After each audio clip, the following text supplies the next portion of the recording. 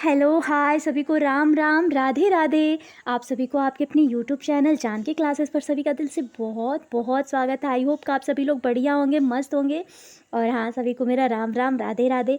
अरे क्लास अगर आप लोग को बढ़िया लगे ना तो please like share and subscribe भी कर दिया करो आप लोग, क्योंकि जितना भी बेस्ट कंटेंट बनता है ना, जितना भी PYQ क्वेश्चन रहता है, जितना जितना सिलेबस में आप लोग के आता है ना, सेम कंटेंट वही देने की कोशिश करती हूँ। तो प्लीज़ लाइक शेयर तो बनता है ना, तो थोड़ा कर दिया करिए। और हाँ, चलिए एक और बात कि जो आप लोग लेके उलझे हुए हैं ना कि NCERT बदल गई है, अब न्यू NCERT आ गई है, आप लोग कहाँ से पढ़ोगे, क्या आएगा, तो इसका टेंशन बिल्कुल ना लीजिए। जिसको जिसको गूगल सर्च करना है, आप लोग गूगल करिए, आप लोग को न्यू NCERT मिल जाएगी। न्यू NCERT में जितने भी सिलेबस है ना, वो सारे छोटे छोटे बच्चे होने के कारण गवर्नमेंट ये बोली है कि आप लोग का सिलेबस सेम रहेगा, वो हटेगा नहीं, वो एक एक में ऐड हो जाएगा। तो थोड़ा सा वो लेसन जो है वो कम हो जाएगा, और कोई चेंजेस नहीं हुए हैं। तो जितना आप लोग अफवाहों में पढ़ के टेंशन में आप लोग पढ़ाई इधर से उधर बर्बाद ना करिए। हाँ, अपने पढ़ाई पे कंटिन्यू फोकस करिए, क्योंकि एग्ज़ाम आप लोग का नज़दीक है और कुछ हाथ लगने वाला नहीं है। अफवाहों में पढ़ के आप लोग जितना हो सके PYQ दीजिए, मॉक टेस्ट दीजिए, जहाँ से भी पढ़ रहे हैं, जैसे भी पढ़ रहे हैं, अपना कंटिन्यू रखिए। क्योंकि देखिए, एग्ज़ाम आप लोग का नज़दीक है, अफवाहों में पढ़ेंगे आप लोग न्यू NCERT, ओल्ड NCERT, फिर टाइम वेस्ट होगा। तो मेरा कहना मानिए आप लोग, बिल्कुल टेंशन ना, आपका हिस्ट्री बदला है ना तो आपका EVS बदला है। हाँ, आप लोग का नेम ज़रूर चेंज हुआ है, ये बुक का जो थोड़ा सा लेशन है वो कम हो गया है, बस यही हुआ है और कुछ नहीं चेंजेज हुए हैं। और देखिए 100% श्योर बोल रही हूँ, आप लोग का PYQ क्वेश्चन जो है ना, उससे भी क्वेश्चन आप लोग का बन के आएगा। तो फालतू का टेंशन ना लीजिए आप लोग। चलिए आज के सेशन की शुरुआत करते हैं। आई होप कि आप सभी लोग बढ़िया होंगे। सभी को मेरा राम राम, राधे राधे। और आज के सेशन की शुरुआत करते हैं। और हाँ, वीडियो अगर आप लोग खोलिए तो प्लीज़ एंड तक ज़रूर देखिए, क्योंकि आप लोगों को बेस्ट से बेस्ट कंटेंट देने की कोशिश करती हूँ। तो प्लीज़ वीडियो अगर पसंद आए ना तो लाइक शेयर एंड सब्सक्राइब भी कर दिया करिए। चलिए आज का टॉपिक है, बहुत ही महत्वपूर्ण टॉपिक है। देखिए ये जो नेपेंथिस आप लोग देख रहे हैं ना, इसे घटपर्णी एक पौधा है। और ये आपके इसमें से एक टॉपिक, इस पौधे में से एक टॉपिक ज़रूर बन के आपके सिलेबस से ज़रूर आपके CTET में बनता है क्वेश्चन। तो एक एक टॉपिक ध्यान से देखते चलेंगे ना तो कन्फ्यूजन दूर हो जाएगी आप लोग की। ये घटपर्णी एक पौधा है, इसे मांसाहारी पौधा के नाम से भी जानते हैं। और ये आप लोग देख रहे हैं, इसका ये ढक्कन देख रहे हैं ना, ये इसके अंदर एक ऐसी मनमोहक सुगंध होता है। उसकी वजह से ना छोटे छोटे जो इंसेक्ट होते हैं ना, वो इंसेक्ट इसके महक से इसके पास चले जाते हैं। और जैसे ही यहाँ जाएंगे ये ढक्कन अपना बंद कर लेगा और फिर उन लोगों को खा लेता है। इसीलिए इसको मांसाहारी पौधा के नाम से भी जाना जाता है। इसकी प्रजातियाँ हमारे मेघालय में भी पाई जाती हैं। और जो है ना, ये इसके अंदर एक एंजाइम होती है, जो ये लोग छोटे छोटे इंसेक्ट को खाते हैं ना, उसको पचाने की शक्ति भी इन लोगों में होती है। एंजाइम जो होता है, इन लोगों को ये पौधा पचा लेता है एंजाइम की वजह से। आइए देखें, इसका वैज्ञानिक नाम नेपेंथिस है, इसका रियल नाम है घटपर्णी पौधा। और परिवार नेपेंथेसिस से है और प्रकार इसका मांसाहारी पौधा है। इसकी विशेषताएं हैं, ये देख रहे हैं, ये पीचर जैसा दिखने वाला। आइए देखिए, ये देख रहे हैं आप, एक छोटा सा कीड़ा है। और ये कीड़ा जाएगा, जैसे ही यहाँ पे जाएगा ना, ये तुरंत अपना ढक्कन बंद कर लेगा। पीचर जैसे पत्ते घटपर्णी के पत्तों से घड़े जैसे पीचर बनते हैं, जो पौधों के ऊपरी हिस्से से लटकते हैं। यह पीचर कीटों को आकर्षित करते हैं। ये जो पीचर है ना, दिख रहा है ना, इससे बहुत ज़्यादा ये छोटे छोटे जो इंसेक्ट होते हैं ना, बहुत जल्दी प्रभावित होते हैं। फिर यहाँ पे जाते हैं और ये अपना ढक्कन बंद कर देता है, फिर वो लोग कीड़े को खा लेते हैं। तो इसका स्वभाव कैसा होता है, तो मांसाहारी होता है। यह पौधा मुख्य रूप से कीटों को अपने पीचर में फंसाने के लिए विकसित हुआ है। पीचर के अंदर एक विशेष तरल होता है, मतलब इस घड़े के अंदर, ये जो पौधा देख रहे हैं ना, इसके अंदर एक प्रकार का तरल होता है जिसमें एंजाइम होता है और कीटों को पचाने में मदद करता है। इसके अंदर जो तरल पदार्थ होता है ना, उसी में एंजाइम रहता है और भोजन को पचाने में मदद भी करता है। चलिए नेक्स्ट टॉपिक देखते हैं। ये देख रहे हैं ना, ये कहाँ कहाँ होता है ये भी देख लीजिए। ये पौधा जो है, यह पौधा आमतौर पर ट्रॉपिकल वर्षावनों और दलदली क्षेत्रों में पाया जाता है। ये ऐसे स्थानों पर उगते हैं जहाँ मिट्टी में पोषक तत्वों की कमी होती है। संरक्षण जो होता है, घटपर्णी पौधों की कई प्रजातियां संकटग्रस्त हैं। इनके संरक्षण के लिए विभिन्न प्रयास किए जा रहे हैं। ये जो घटपर्णी पौधा है ये अभी मतलब संकटग्रस्त है और इसको रोकने के लिए बहुत बहुत प्रयास किए जा रहे हैं। चलिए नेक्स्ट टॉपिक देखते हैं।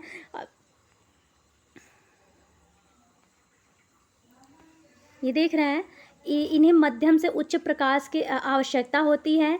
ये पानी पसंद करते हैं। ये जो घटपर्णी पौधा आपका है वो पानी पसंद करता है, लेकिन जल भराव से इसको बचाना चाहिए। मिट्टी इनमें अम्लीय और पोषक तत्वों से कम मिट्टी में उगाया जाता है। चलिए नेक्स्ट टॉपिक देखते हैं। ये कहाँ कहाँ पाया जाता है ये भी देख लीजिए कि दक्षिण पूर्व एशिया में इंडोनेशिया, बोर्नियो, सुमात्रा में पाया जाता है। मलेशिया, थाईलैंड, फिलीपींस में पाया जाता है। ये पापुआ न्यू गिनी में भी पाया जाता है। यहाँ विभिन्न प्रकार की घटपर्णी प्रजातियाँ पाई जाती हैं। अफ्रीका, कुछ प्रजातियाँ पूर्वी अफ्रीका में भी पाई जाती हैं। ऑस्ट्रेलिया, यहाँ के कुछ क्षेत्रों में भी घटपर्णी पौधों की प्रजातियाँ मौजूद हैं। तो आपका कहाँ कहाँ मिलता है देख रहे हैं ना, इंडोनेशिया, मलेशिया, थाईलैंड, दक्षिण पूर्व एशिया में मतलब इतनी जगह, फिलीपींस में, पापुआ न्यू गिनी में, अफ्रीका में और ऑस्ट्रेलिया इतनी जगह, और आपके इंडिया में मेघालय में पाया जाता है। और ये इसमें जीवाश्म रिकॉर्ड जो होता है, घटपर्णी पौधों के जीवाश्म प्रमाण 65 मिलियन वर्ष पुरानी है, जो दिखाते हैं कि ये पौधे बहुत लंबे समय से पृथ्वी पर मौजूद हैं। मतलब 65 मिलियन वर्ष पुरानी है। सोचिए इसकी जीवाश्म जो है, मतलब सोचिए कितनी पुरानी होगी। अन्य जीवों पर निर्भरता, ये पौधे विभिन्न कीटों जैसे कि मच्छर और चींटियों को आकर्षित करते हैं, जो इनके पोषण का मुख्य स्रोत है। सोचिए छोटे छोटे जो इंसेक्ट होते हैं उनको अपनी ओर आकर्षित करता है और अपने भोजन का मुख्य स्रोत बनाता है। चलिए, और ध्यान देने योग्य कुछ बातें हैं कि घटपर्णी पौधे की वृद्धि के लिए पर्यावरणीय स्थितियाँ महत्वपूर्ण होती हैं। इनमें आमतौर पर गर्म नम वातावरण की आवश्यकता होती है। इनकी देखभाल में जलवायु, मिट्टी की संरचना और प्रकाश की मात्रा पर ध्यान देना आवश्यक होता है। चलिए, कुछ क्वेश्चन भी आपके PYQ में आए हैं, वो भी लेने की कोशिश की होती। देखिए, घटपर्णी पौधा नेपेंथिस क्या होता है, देखिए मुँह छोटी छोटी कैंटियों से ढका होता है। भारत में नहीं पाया जाता है। मेंढक कीड़े मकोड़े और चूहों को चालाकी में फंसाकर खा जाते हैं और कीड़े मकोड़ों को आकर्षित करने के लिए उच्च तापत्व की ध्वनियाँ निकालता है। तो आपका राइट आंसर हो जाएगा यही, भारत में नहीं पाया जाता। ये बात ही गलत है। आपको यहाँ पे क्वेश्चन में यहाँ गलत दिया है, यहाँ पे मतलब लिखना चाहिए कि कौन सा नहीं होता है। तो भारत में नहीं पाया जाता, ये बात ही गलत है। भारत में आपका पाया जाता है। कौन सा गलत नहीं पूछा है, लेकिन आपका राइट आंसर ये तीनों होगा। ये तीनों टॉपिक जो है ना, ये तीनों टॉपिक आपका सही है और आपका ये रॉन्ग है। चलिए नेक्स्ट क्वेश्चन देखते हैं। कीट पक्षी पादप जिस मृदा पर उगते हैं उसमें कौन सा तत्व नहीं होता है? नाइट्रोजन, कार्बन, सल्फर और पोटेशियम। तो आपका राइट आंसर हो जाएगा नाइट्रोजन नहीं होता है। चलिए नेक्स्ट क्वेश्चन देखते हैं। निपेंथिस के विषय में नीचे दिए गए कथनों पर विचार कीजिए। यह पौधा कीड़ों मकोड़ों, मेंढकों और चूहों को फंसाकर उनका शिकार करता है। यह पौधा हमारे देश में नहीं पाया जाता है। बिल्कुल गलत है। यही देखिए, फर्स्ट टॉपिक ही गलत है। यह पौधा कीड़े मकोड़ों को खींचने के लिए मोहक आवाज़ निकालता है। बिल्कुल बिल्कुल सही है।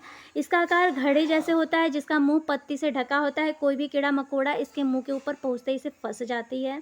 तो आपका राइट आंसर हो जाएगा only A, B and D। ACND, हाँ ACND, आपका B गलत है। चलिए नेक्स्ट क्वेश्चन देखते हैं। निपेंथिस एक ऐसा पौधा है जो मेंढक कीड़ों को और चूहों जैसे जीवों को अपने अंदर फंसाकर खा जाता है। हमारे देश में यह कहाँ पाया जाता है? असम, उड़ीसा, अरुणाचल और मेघालय। तो आपका राइट आंसर हो जाएगा मेघालय में। चलिए नेक्स्ट क्वेश्चन देखते हैं। कीट पक्षी पादप जिस मृदा पर उगते हैं उसमें कौन सा तत्व नहीं होता है, पूछ रहा। वही है, नाइट्रोजन नहीं होता है। वही फिर से वही क्वेश्चन आ गया है। यहाँ नेहा पौधे के बारे में एक किताब पढ़ रही है और कीटभक्षी पौधे नामक एक प्रकार के पौधे चकित हो जाती हैं। इन पौधों में निम्नलिखित में कौन सा गुण सत्य है? यह ज़्यादातर वहाँ उगता है जहाँ नाइट्रोजन अधिक होता है। यह उत्पादक और मांसाहारी दोनों होते हैं। ये कीट और ये पूरी दुनिया में पाए जाते हैं। तो आपका देखिए राइट आंसर होगा ए, बी एंड सी। और ये पूरी दुनिया में नहीं पाए जाते हैं भाई। चलिए नेक्स्ट क्वेश्चन देखते हैं। रेगिस्तानी ओक, क्वेश्चन आपके ओक पे बनते हैं। तो आइए इसका टॉपिक देखते हैं। यह ऑस्ट्रेलिया रेगिस्तान में पाया जाता है। इस पेड़ की ऊंचाई लगभग 3 मीटर होती है। इसकी जड़ें बहुत गहरी होती हैं परंतु पत्तियां बहुत कम होती हैं। इसकी जड़ें वृक्ष की ऊंचाई की लगभग 30 गुनी गहराई तक चली जाती हैं। इसके वृक्ष की ऊंचाई के लगभग 30 गुनी गहराई तक चली जाती हैं। वही टॉपिक है। इसके तने में पानी जमा रहता है। ये जो तना है ना, इसका पानी जमा रहता है। ये जितने तने दिख रहे हैं ना आपको, छोटे छोटे छोटे छोटे, ये सारे पानी से भरे रहते हैं। जब इस क्षेत्र में पानी की कमी होती है तब यहाँ के निवासी इसके तने के अंदर पतला पाइप डालकर पानी निकाल लेते हैं। ये देख रहे हैं ना, यही आपका ओक का पेड़ है। ये आप लोगों को दिख रहा होगा। चलिए नेक्स्ट टॉपिक देखते हैं। रेगिस्तानी ओक के बारे में कथन चुनिए, सही कथन चुनिए। यह पेड़ ऑस्ट्रेलिया में पाया जाता है। यह एक विशेष प्रकार का पेड़ है जिसकी जड़ें टहनियाँ से लटकती हैं। इस पेड़ के तने में पानी जमा रहता है। स्थानीय लोग पतले पाइप का उपयोग करके इस पानी को पीते हैं। तो आपका राइट आंसर हो जाएगा 1, 2 एंड 3। कहाँ है आपका 1, 2 एंड 3? चलिए नेक्स्ट क्वेश्चन देखते हैं।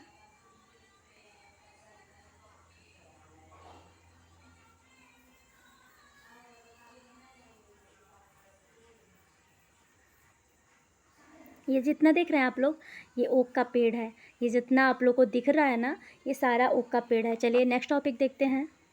ये रेगिस्तानी ओक है। रेगिस्तानी ओक एक पेड़ का, देखिए आप लोग का कुछ टॉपिक तो आपके क्वेश्चन में ही मिल जाता है। तो कुछ आप लोग का सिलेबस से तैयार रहेगा तो कुछ आप लोग को आपके क्वेश्चन से ही मिल जाता है। आधा को टॉपिक देते हैं लोग, आधा आपको उसमें से खुद मिल जाता है। ये क्या बोल रहा है कि रेगिस्तानी ओक एक पेड़ का नाम है जिसकी जड़ उस गहराई तक ज़मीन में भीतर जाती है जब तक कि पानी तक न पहुंच जाए। इस पेड़ की जड़ों की गहराई इस पेड़ की ऊंचाई की लंबाई 30 गुनी होती है। अभी आप लोगों ने देखा ना, ये देख रहे हैं आप लोग कितना लंबा ओक का पेड़ है। ये देख रहे हैं आप, 30 गुनी होती है। यह पेड़ कहाँ पाया जाता है? राजस्थान में, अबू धाबी में, ऑस्ट्रेलिया में या रूस में? तो आपका राइट आंसर हो जाएगा ऑस्ट्रेलिया में। का राइट आंसर हो जाएगा ऑस्ट्रेलिया में। चलिए नेक्स्ट टॉपिक देखते हैं। रेगिस्तानी ओक के बारे में निम्नलिखित कथनों का अध्ययन करिए। रेगिस्तानी ओक एक वृक्ष है जिसकी ऊंचाई हमारी कक्षा के कमरे के लगभग बराबर अर्थात लगभग 4 मीटर है। इस वृक्ष की जड़ें नीचे वृक्ष की ऊंचाई लगभग 30 गुनी गहराई तक जमीन के भीतर जाती हैं जब तक कि पानी तक ना पहुंच जाए। इस वृक्ष में के तने में पानी एकत्रित होता है और इसका वृक्ष अबू धाबी में पाया जाता है। तो आपका राइट आंसर हो जाएगा 1 तो होगा ही नहीं, 2, 3 एंड 4। 2, 3 एंड 4 आपका बी आंसर राइट होगा। चलिए नेक्स्ट क्वेश्चन देखते हैं। अच्छा, ये आप लोग NCERT में पढ़े होंगे। एक अंकिता नाम की एक लड़की रहती हैं। वो, ये राजस्थान की एक स्टोरी है। यहाँ पे एक वृक्ष पाया जाता है, खेजड़ी गांव, खेजड़ली गांव राजस्थान में जोधपुर के पास है। गांव का नाम वहां उगने वाले कई खेजड़ी पेड़ों के कारण पड़ा। आज भी लगभग 300 वर्ष बाद इस क्षेत्र के लोग विश्नोई कहलाते हैं। इसकी एक स्टोरी है कि एक लड़की रहती है, वो जो खेजड़ी पेड़ है ना, जब राजा लोग आदेश देते हैं उसको काटने का, आपके EVS में एक स्टोरी है, तो वो क्या करती हैं, जाके वो पकड़ लेती हैं और वो अपनी मतलब उस पेड़ के लिए उस पेड़ के लिए वो बेचारी अपनी जान भी दे देती हैं, क्योंकि जो राजा होते हैं, राजा का आदेश रहता है कि उन सारे पेड़ों को कटवा दिया जाए। और वो क्या करती हैं, जाके पेड़ पकड़ के, और जब वो पेड़ पकड़ती हैं ना, तो उनकी जितनी भी गाँव की जितने भी बिश्नोई समाज रहती है, वो सारी समाज जाके उस पेड़ों के पास, बहुत लोग ऐसे लोग मतलब जान गंवाए हैं इसीलिए आज उस गाँव का नाम है खेजड़ली गाँव। ये बहुत ही इंटरेस्टिंग स्टोरी है, अगर आप लोग को टाइम मिले तो ज़रूर पढ़िएगा। खिजड़ी यह पेड़ रेगिस्तानी इलाके में खूब पाया जाता है। इससे ज़्यादा पानी की ज़रूरत नहीं होती है। इस पेड़ की छाल दवा के काम में आती है और इसकी लकड़ी को कीड़ा भी नहीं लगता है। जो खिजड़ी का वृक्ष होता है ना, उसको कीड़ा नहीं लगता है। इस पेड़ की फलियाँ की सब्जी भी बनाई जाती है। जो इसके पेड़ की फलियाँ होती हैं उसकी सब्जी बनती हैं। इसकी पत्तियाँ वहाँ पर रहने वाले जानवर खाते हैं और इसकी छाया में तुम जैसे बहुत बच्चे खेलते हैं। चलिए नेक्स्ट टॉपिक ये देख रहे हैं आप लोग, यही है अमृता। अमृता यही है। और जब ये काटने राजा के आदेश पे आते हैं लोग, तो ये क्या करते, यह सुनते ही अमृता के होश उड़ जाते हैं। जब वो काटने के लिए आदेश आता है तो ये जो है अमृता, इनकी होश उड़ जाती है और आती हैं। ये क्या बोल रहे हैं, अमृता उस पेड़ से लिपट जाती हैं। उन लोगों को डराने धमकाने पर भी वो नहीं हटती हैं। वो आदमियों के राजा की बात तो माननी थी, वरना उनकी अपनी जान जाती। उनकी कुल्हाड़ी एक ही बार में अमृता के पैरों से खून बहने लगा और ये मर जाती हैं। और ये मरती हैं ना, तो इनके जितने भी बिश्नोई समाज थे ना, वो सारे लोग मतलब आके अपनी प्राणों की आहुति बस इन पेड़ों को बचाने के लिए दे देते हैं। बहुत ही इंटरेस्टिंग स्टोरी है, अगर आप लोग को टाइम मिले तो ज़रूर पढ़िएगा। चलिए